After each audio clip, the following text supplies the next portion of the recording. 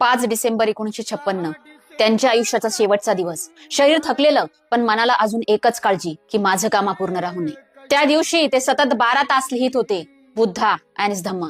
डोळ्यात वेदना होती, शरीर साथ देत नव्हतं, तरीही ते लिहित राहिले. कारण त्यांना माहित होतं, त्यांच्यानंतर या समाजाला मार्गदर्शन करणारं हेच पुस्तक असेल. संध्याकाळी त्यांनी पेन खाली ठेवला आणि खिडकी उघडली. आकाशाकडे बघत बराच वेळ काहीच न बोलता उभे राहिले.